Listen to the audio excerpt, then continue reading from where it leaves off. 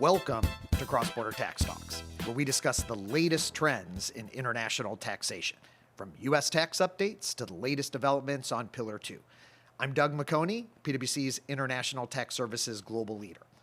The Pillar 2 engine from PwC is a game changer for Pillar 2 modeling, provision, and compliance calculations. Built on a graph system utilizing over 20 years of international tax technology, this centralized rules engine is developed by a team of Pillar 2 tax experts from around the globe.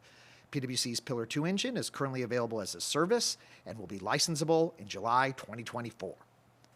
On this week's episode of Cross-Border Tax Talks, we're recording our podcast from PwC's New York City studio, where I'm excited to have Steve Kohart back on the podcast.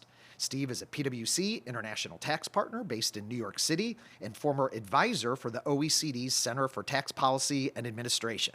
Steve, welcome back to the podcast. Thanks for having me, Doug. It's great to be back. So, Steve, I'm going to warn listeners. We have some dense material to cover today with respect to the December administrative guidance on Pillar 2. And we received this latest administrative guidance as an early Christmas present at the end of 2023. And before we dive in, how was your holiday break? Did you get some time off? I did. Spent a bit of time with the guidance, but also got some time off. We got to get up to Canada and did a little bit of skiing on some artificial snow, but it was still a good time. I understand they finally have gotten snow now that the holidays are over. Okay, well, I'm not a big skier. I didn't realize that, I guess Canada is where were you in Canada specifically? We were in Quebec, just outside of Montreal. Okay. And I did not know that Quebec was a major skiing destination, but learned something every day. I had some nice time off as well. I stayed in St. Louis with all the travel. I prefer not to travel anywhere, so got some good QT with the wife, the moms, the mother-in-law, and the dogs. So it was some well-earned time off, I think, for both of us. Okay, so let's now dive into the material because we're back to work here, Steve. What is, maybe just to set the table, the general scope of the December 2023 administrative guidance? Because there's a lot there, but there's also a lot not there. So let's start with what is there. Sure. So at the end of December, right before the Christmas holiday, we received the latest pack of administrative guidance out of the OECD, focused primarily on the transitional country-by-country safe harbor. So as a reminder to folks, there's a simplified reporting framework that allows you potentially for the first 3 years to rely on country-by-country data to meet certain safe harbors in lieu of doing the full Pillar 2 globe calculation on a jurisdiction if you meet one of these safe harbors and have a qualifying country-by-country report. So I think the OECD saw the need to get out the guidance on that ahead of whatever else they might be planning on issuing because of the fact that this is going to affect what folks are booking in Q1, whether or not they think they're going to meet a safe harbor or need to do a full-blown Pillar 2 calculation. So this guidance primarily focused upon topics that are relevant to the transitional country-by-country safe harbor.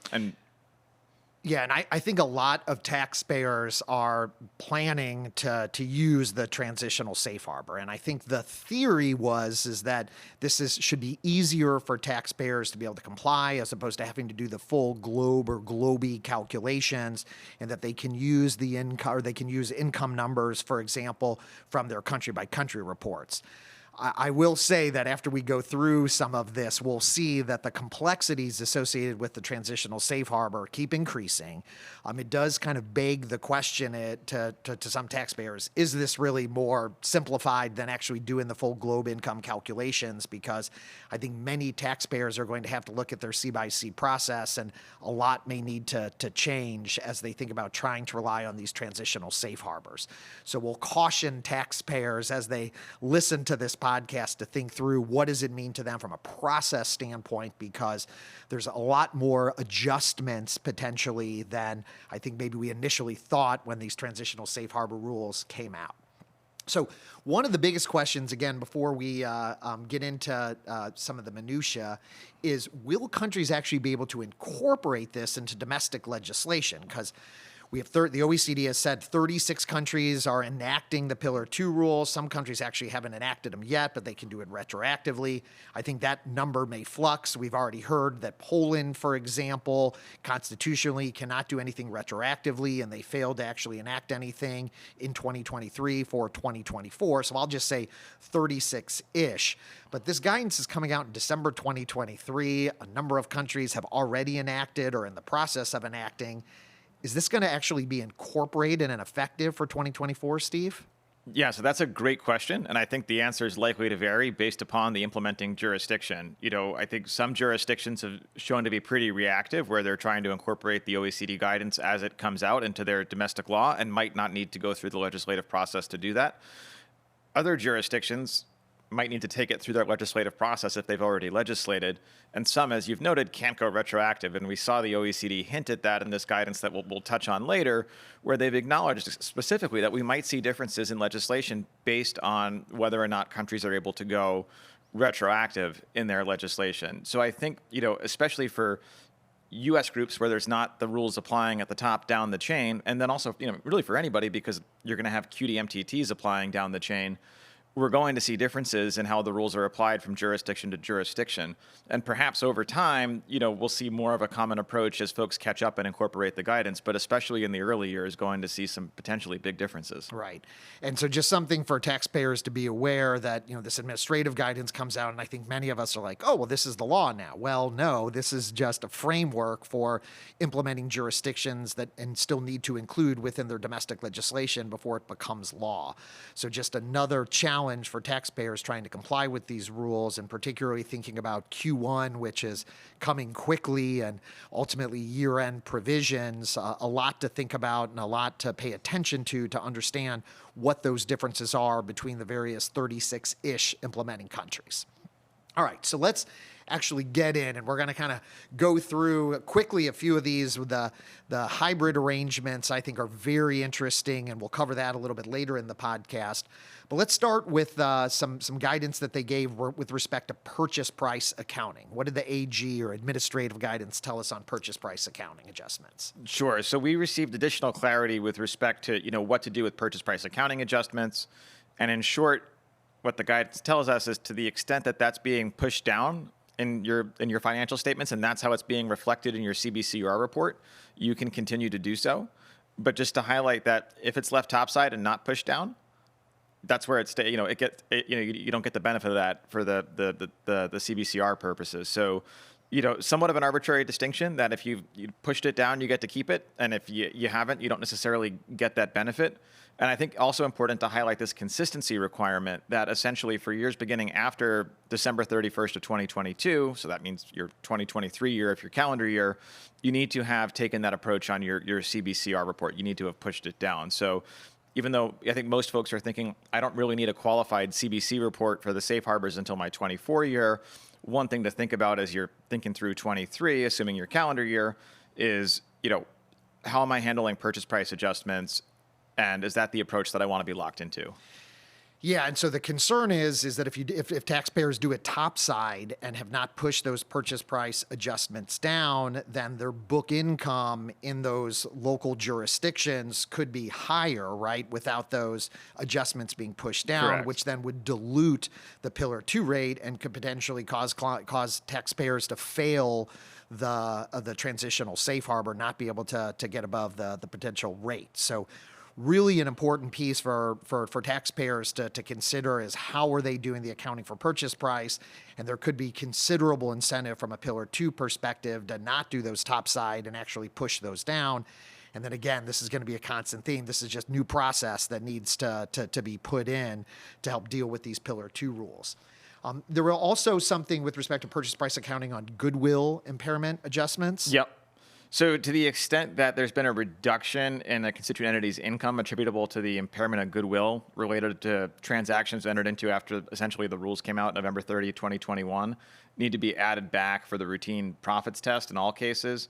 And then in the simplified ETR test, unless it was also backed out of the taxes. So another adjustment that's required to meet the transitional safe harbor. All right. So let's move to what I'm kind of grouping as consistent use of data. And we'll try to go relatively quickly for this, but there were a whole lot of questions that we had with respect to whether something could be a qualifying financial statement and how that works for the transitional safe harbor. So let's start with the consistent source of data for each constituent entity or permanent establishment. What did the guidance tell us? Sure. So what the guidance told us is, in short, for a constituent entity in a qualified CBCR report, you need to use the same source of data. So you can't mix and match, for example, taking some numbers out of your consolidated financial statements and others out of local stat. And then what about for entities located in the same tested jurisdiction? Same thing there. Needs to be consistent. So you can't, for one constituent entity in country A, use local stat, and then another in that same jurisdiction use your consolidated financial statements. Which makes sense. And I think that was what's consistent with kind of how I thought about it, but certainly good to have guidance on that. What about for entities in different jurisdictions? Sure. So what the guidance said here is that a qualified CBC report is determined separately for each tested jurisdiction. So you can mix and match as long as you're consistent within the constituent entity and within the jurisdiction. So you could, for example, use your consolidated financial statements for country A, but then choose to use your local stat for country B, as long as you're consistent with that source of data within the jurisdiction and then within the constituent entity. And this is very taxpayer friendly, right? It just requires, and I view it as a potential opportunity, obviously, in any kind of tax law when they provide elections, so to speak, gives the taxpayers the opportunity to kind of pick which one could potentially have the best result. And that was a question I think many of us had. Can you potentially pick and choose? And they have affirmed that you can. So what about financial statements that may not be required for regulatory purposes and this whole idea of statutory filings, if those may not be required in a particular jurisdiction? How do those potentially comply? Sure. So the guidance made it clear that there's no additional requirement that there's, that level of approval, that you can still use your underlying statements. Right. And so in some jurisdictions, if there's not stat reporting legally required, you can still use those financial statements. What about for taxpayers that may not file a country-by-country report for some reason? Yeah, so this is a very helpful piece of guidance because I've run into this in practice where there are folks that for whatever reason aren't required to file a CBCR report, but nevertheless want to access the safe harbors given that it may not be as much of a compliance simplification as we once thought it was, but can still be a real simplification. And what the guidance told us is that groups that are in scope of Pillar 2 but not required to file a CBC report can still use the data from the qualified financial statements that would have been the source of that qualified CBC report in order to apply the safe harbor. So I think very helpful guidance there. Yeah. And then this is a common one. I've mentioned this on a couple of other prior podcasts. What about qualified financial statements if they're not available for a PE? And I think the common example, this is very common, where because it's a permanent establishment, maybe it's very small, some one person, for example, doing sales or marketing or whatever the case may be, where there may not be separate financial statements for that PE. What did the guidance tell us on that? Yeah, so there again, I think helpful in the sense that it confirmed you can use the separate financial statements prepared by the main entity, so that the head office of that PE, that are prepared for financial reporting, regulatory, tax, or even internal management control purposes. Yeah, and I think that's fairly common where, there's not separate financial statements for a PE, but that taxpayers now can look to internal management control purposes. Typically, if there's a PE, there's some type of tax return that needs to be filed in the jurisdiction and where there is a permanent establishment. And I think taxpayers maybe have used a myriad of those examples that you mentioned. And so that will be a good standard for taxpayers to be able to use in determining kind of what the balance sheet and income statement is for that permanent establishment. All right, and so the last one on the consistent use of data, and this is probably really one of the most important and a big piece of this particular guidance package, transfer pricing adjustments.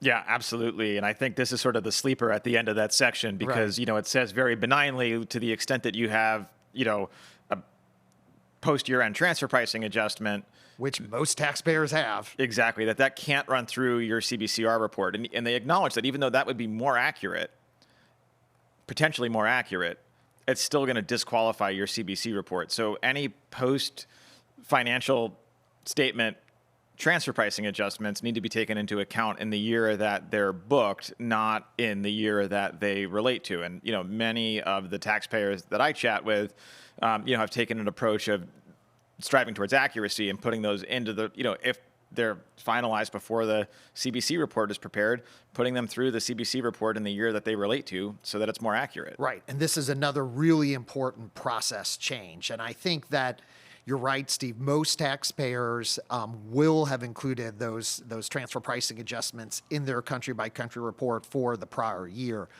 one of the many challenges taxpayers are going to have that will want to rely on these transitional safe harbors is they're going to need to accelerate the process for the country-by-country report. I think because this historically didn't actually create any tax liability and was really just an information report, many taxpayers did their country-by-country reports later in the subsequent year that country-by-country report would be required.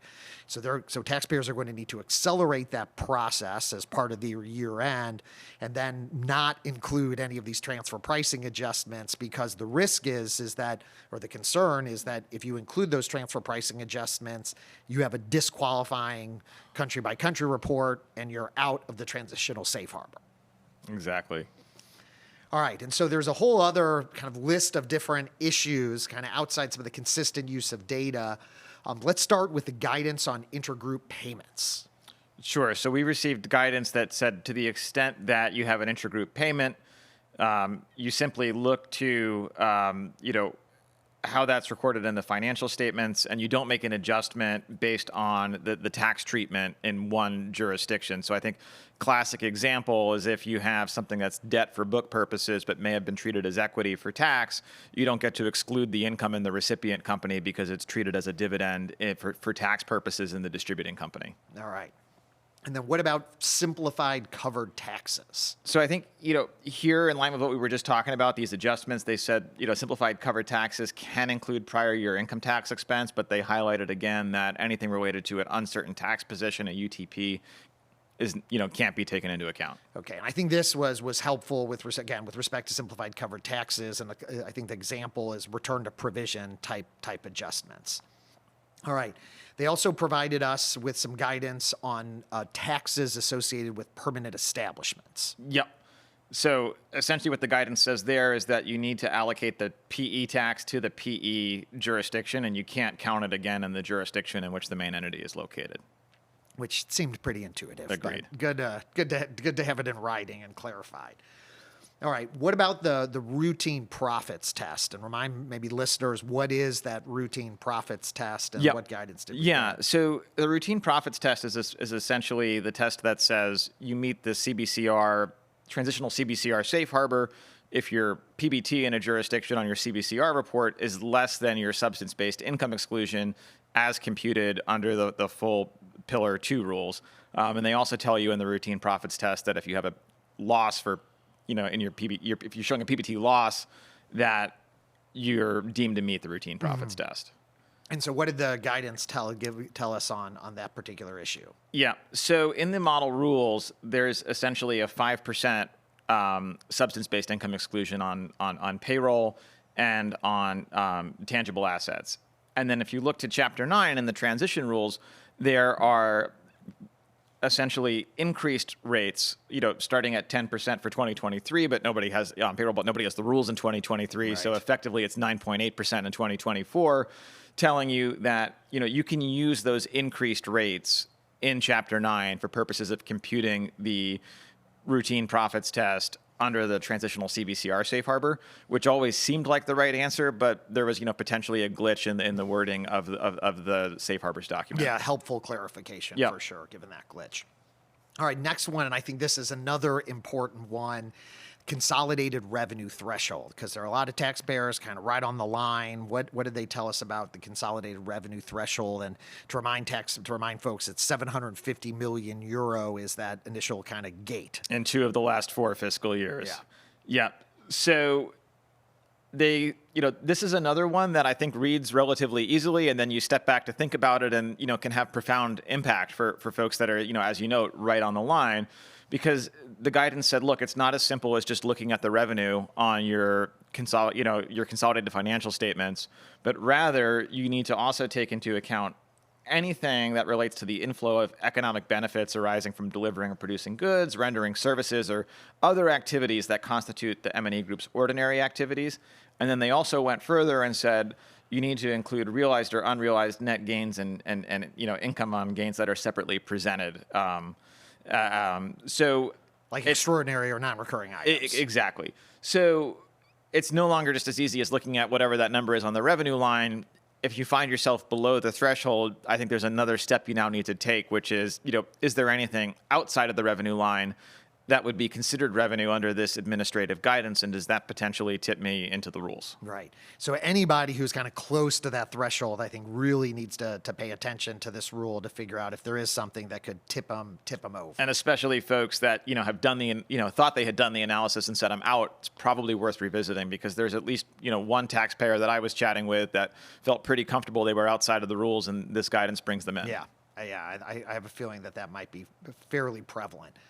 All right, so there were some kind of mechanical questions that the administrative guidance helped answer, specifically with respect to mismatches between fiscal years of the UPE and the CE, as well as fiscal years and the tax years of a constituent entity.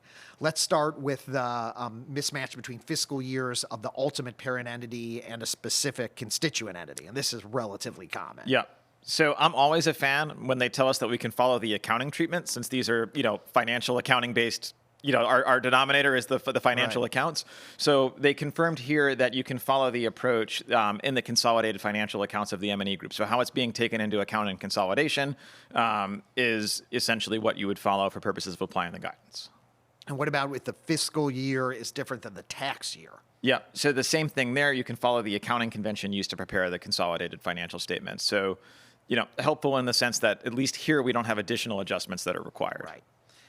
All right. Another challenge is for taxpayers is with respect to non-material entities. And so to remind folks that there's no materiality threshold for Pillar 2. And obviously for financial accounting purposes, materiality matters. For Pillar 2, it doesn't.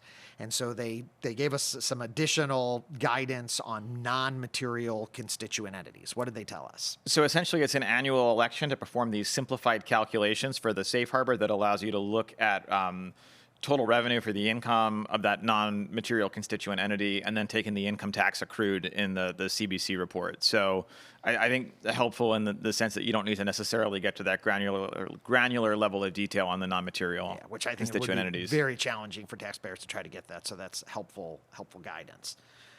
All right, so a couple more topics that I think we're going to dive a little bit deeper into. So the hybrid arbitrage arrangements, and then allocation of CFC taxes. So let's start with the hybrid arbitrage arrangements. This is something that the OECD had signaled that they were planning to bring out.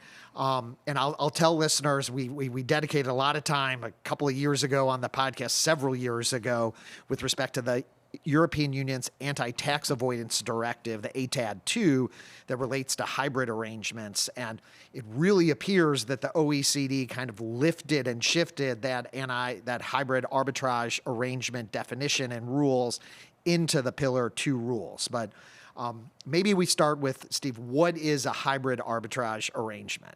Yeah, so and why do we even have these rules? Right. So the guidance says that a hybrid arbitrage arrangement is something that essentially arises from differences in the source of financial information or differences in tax treatment.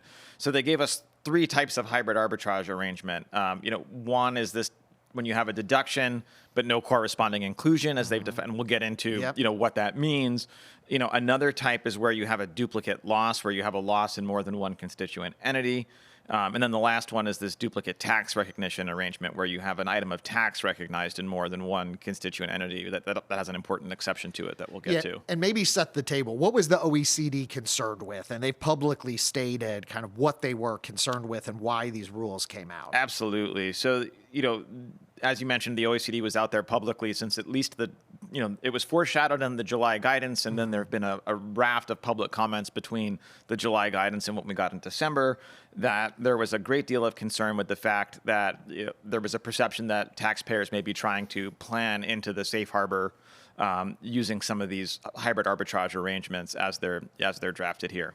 And there's currently a rule, maybe to remind listeners, in the model rules, and then this goes a lot further, but what is that kind of anti-arbitrage type of rule in the general model rules? Absolutely. So in the model rules, in Article 3.2.7, there's a rule that's targeted at shifting income without a corresponding tax effect, and we'll get into what that is in a bit, from a low tax jurisdiction to a high tax jurisdiction. The concern was that you could potentially achieve cross-jurisdictional blending, moving book income from a low tax jurisdiction where you're paying top up on it to a high tax jurisdiction where if you add to book income and don't pay any additional tax, you might still be well over 15% if that's a 30% or 25% jurisdiction. Right, and these rules applicable to the transitional safe harbor went significantly further than that.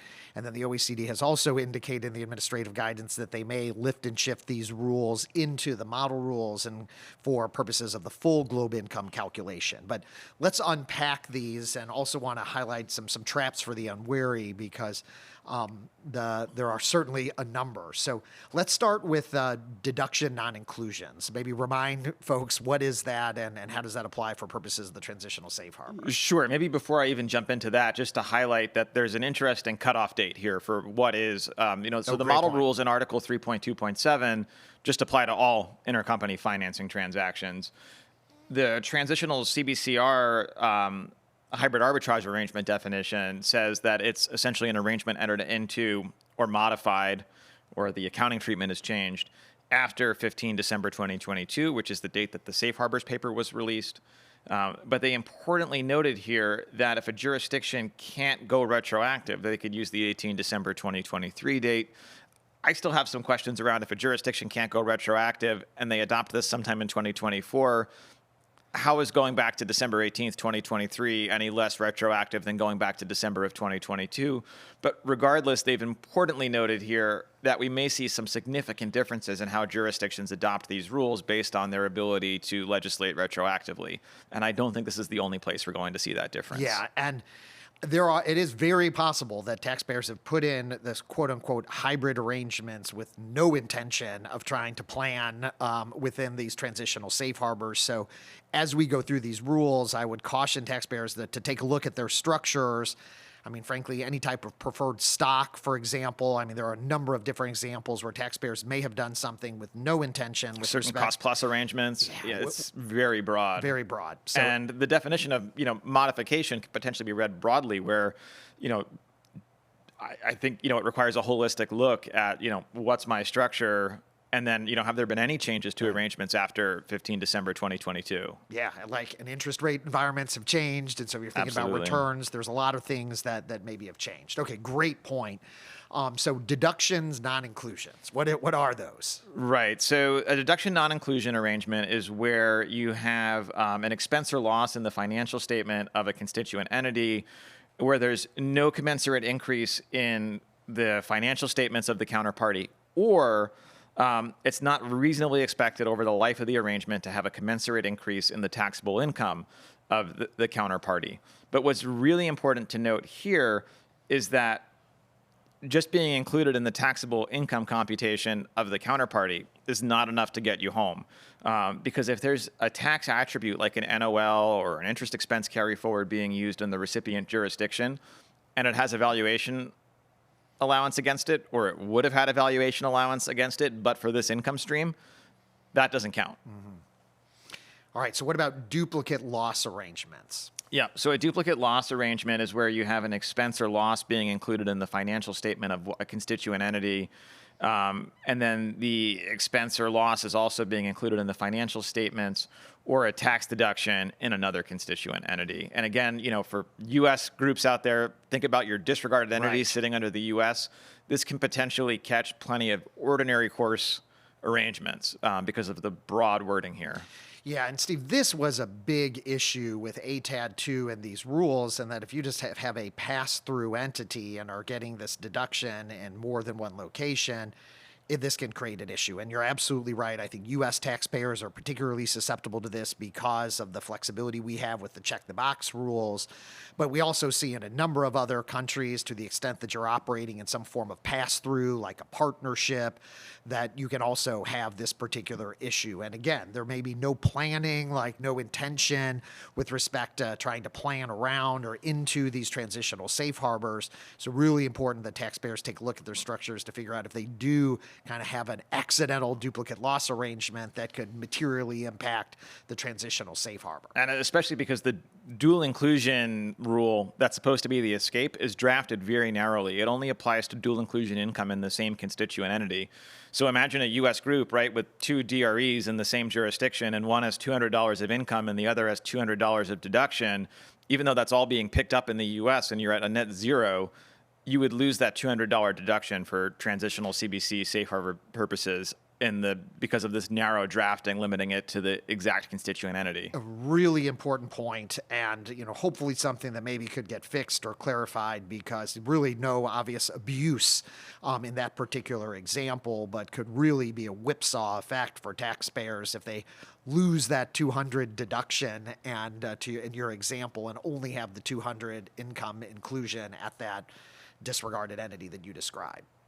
All right, what about duplicate tax recognition arrangements? So this is where an item of tax is recognized in more than one constituent entity as part of its adjusted covered taxes or its simplified taxes for the transitional CBCR ETR test.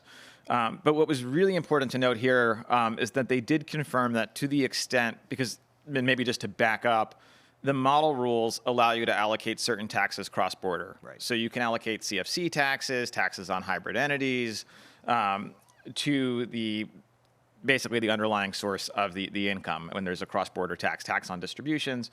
And what the guidance said is, to the extent that the main entity or the entity in the jurisdiction that's imposing the CFC tax is in the transitional CBC safe harbor, there's no allocation rule in the CBC safe harbor for CFC taxes or taxes on hybrid entities. So that goes into the ETR in the CBCR safe harbor of the parent entity or the entity imposing the CFC regime. But imagine the entity subject to the CFC regime is not in the transitional safe harbor. Under the full model rules, that CFC tax is included in its ETR numerator, assuming it's not a QDMTT jurisdiction. And what the guidance said is it won't be a duplicate tax arrangement if what's happening is the parent entity is in the safe harbor and it's included in its covered taxes for the safe harbor, and the subsidiary jurisdiction is not in the safe harbor and it's receiving an allocation under the model rules. So helpful clarification there. All right, so you already mentioned, Steve, one of the traps for the unwary on a duplicate loss arrangement. Any others that you want to highlight that the taxpayers should be mindful of as they're looking through their structures and thinking about what adjustments, if any, they need to meet for these transitional safe harbor rules? Sure. And, maybe just to reiterate, the consequence here of tripping these rules up is losing, your deduction for transitional CBCR safe harbor purposes.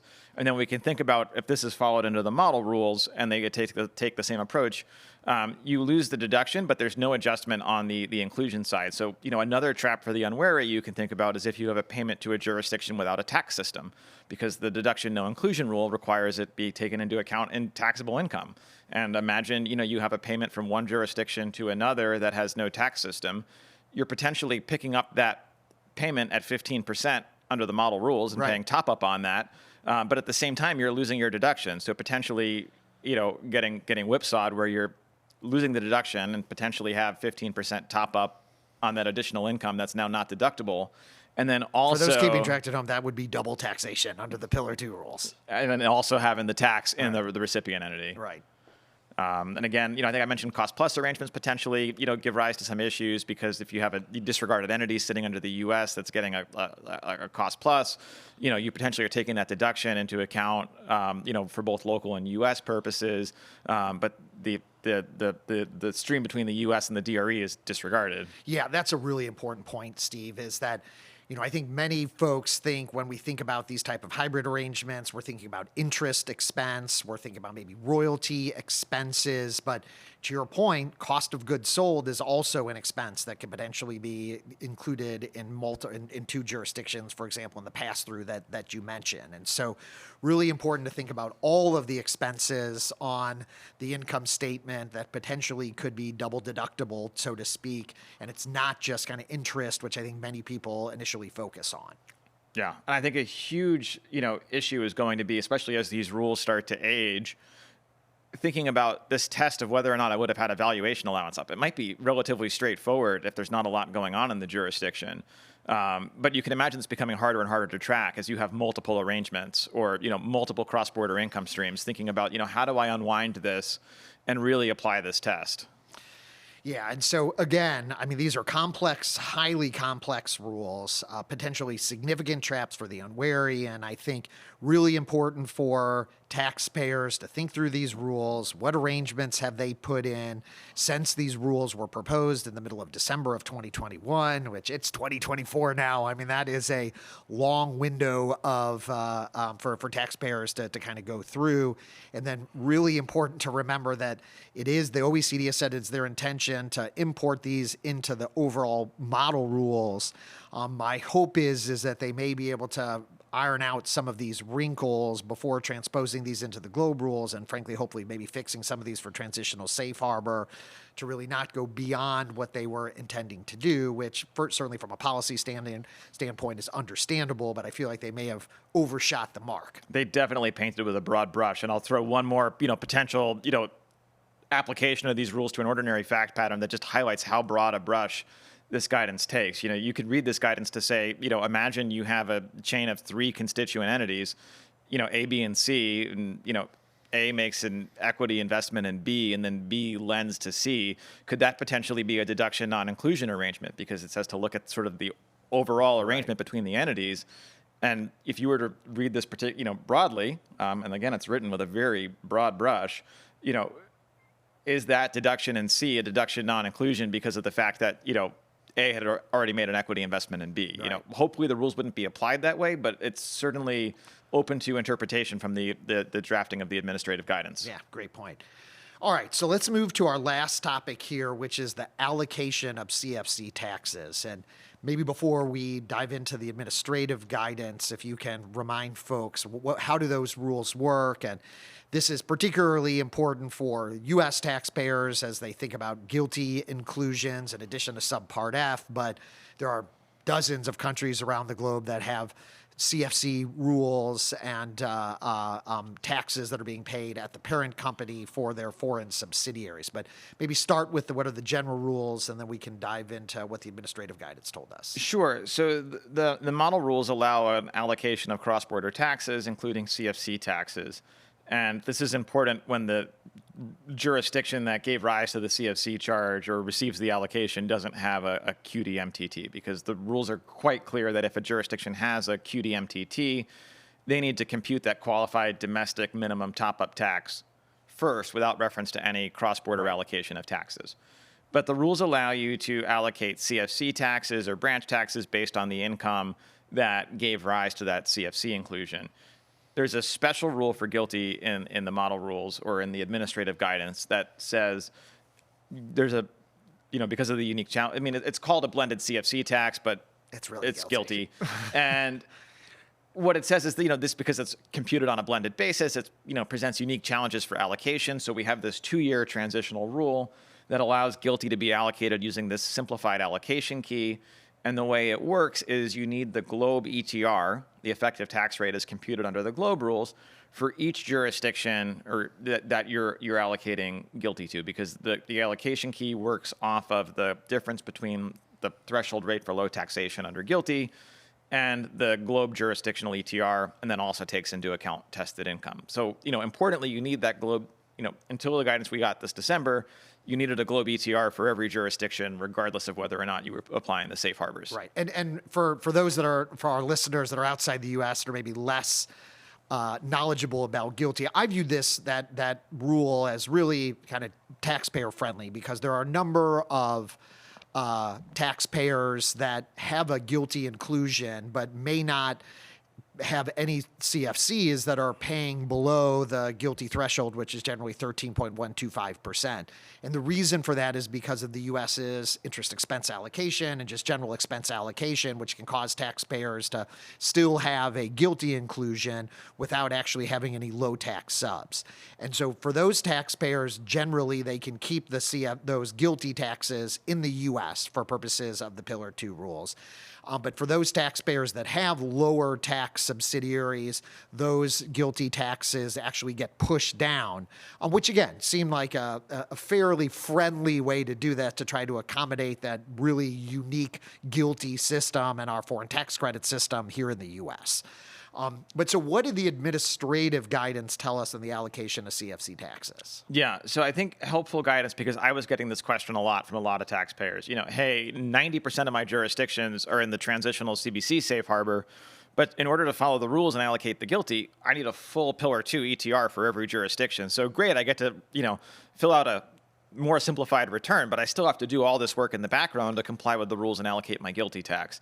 So the administrative guidance clarified that to the extent that a jurisdiction is in a safe harbor, you can use the ETR as computed for the safe harbor. So practically what that means is if you're applying the transitional CBCR safe harbor, and it's any one of the three tests, not just the ETR test, they tell you that you can use the ETR as it would have been computed for the transitional CBCR safe harbor ETR test.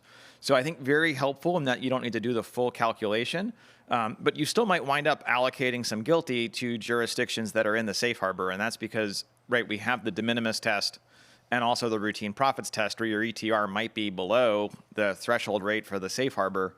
But, nevertheless, you're in the safe harbor because you meet one of the other two tests.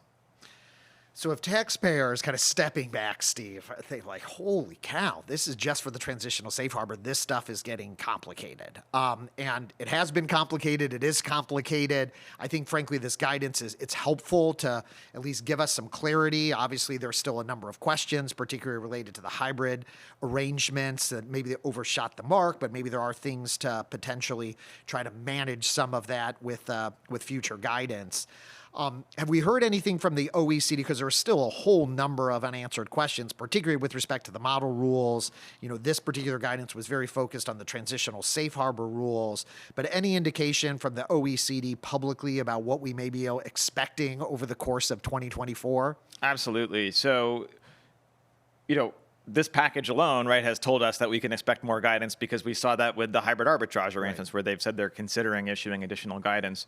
The OECD has also been out there publicly saying, we'll continue to issue administrative guidance until we're done, essentially. I'm paraphrasing a bit, but, we can expect more administrative guidance over the course of 2024. I think some of the issues that we talked about the last time I was on your podcast, like common control transactions for US GAAP filers, remain open. And they've been out there publicly talking about allocation of deferred tax as well, and potentially making some changes to the rules there. So I think the punchline is we can expect more guidance over the course of 2024. Exactly when, I think, is a wait and see. If past performance predicts future results, I think we might be in for a little bit of a wait before we see some additional meaningful guidance. But hopefully they take that time as well to sort of think through some of the things we were just chatting about around ordinary course transactions that can be caught up in these hybrid arbitrage arrangements. It's just one example. Right. So we'll see more guidance over the course of 2024. And then there's this open question of, is that guidance applicable in 2024 in all of the adopting jurisdictions, given these questions about retroactivity, and are we going to see differences in how it's adopted? Yeah, and that I just think is going to be a continuous challenge for the duration of these rules, because given the complexity and the open questions, you can imagine we're going to be seeing administrative guidance on this for years to come. And then there may be this delay where certain implementing jurisdictions are not able to incorporate this guidance retroactively, again, providing a challenge for taxpayers as they're developing and thinking about their calculation engines. How do you incorporate all of these different differences between implementing jurisdictions? So with that, Steve, maybe as our final question, any general advice you have for taxpayers as they're processing this administrative guidance, gearing up particularly for the public companies, thinking about Q1 and what they need to do? Just any general advice? Yeah, absolutely. So, I think I would start with, don't make any assumptions, because I find that usually when we start with an assumption and we start to peel back the onion a little bit, given all of the adjustments that are required for the CBCR safe harbor, there's usually something that's going to require a change in order to be relatively confident that you have a good qualified CBC report. And even if you've already made that assessment, we now have a lot of changes that came out of this last round of administrative guidance, so it's worth revisiting it. So I think starting early on your CBC process, making sure you feel as comfortable as you can that you have a qualified CBC report, or that you will have a qualified CBC report. But I think just being methodical about, what jurisdictions do I expect to meet the safe harbor in? Really scrubbing, do I think I have a qualified CBC report? Can I get the data that I need? Can I get the data when I need it? And then thinking about, there are these jurisdictions where I might not meet the safe harbor. How am I going to do the calculation? Right. And then I think lastly, thinking about, okay, where are the rules applying in my group in 2024 and then potentially 2025? Whose rules do I need to be concerned with? And what's the status of the adoption of the guidance in each of those countries? Because, Right. as we highlighted, it can be different. Yeah, I think my biggest piece, which is really kind of summarizing for taxpayers, don't take the transitional safe harbor for granted. I think, just looking at knowing that you've got a high statutory rate is not enough because of everything that we described. There are a number of different things that could cause a particular fact pattern to not meet that transitional safe harbor. So, Steve, always some dense material as we're going through this stuff. You did a fantastic job kind of summarizing it. Thank you very much for coming on Cross-Border Tax Talks, and we'll bring you back as we continue to get more administrative guidance because we know it's coming. Thanks again for having me. So thanks for tuning in to this week's episode of Cross-Border Tax Talks. Thank you, Steve Kohart, PwC International Tax Partner based in New York, for joining the podcast. I'm Doug McHoney, PwC's International Tax Services Global Lead. Stay tuned for another exciting edition of the Cross-Border Tax Talks podcast.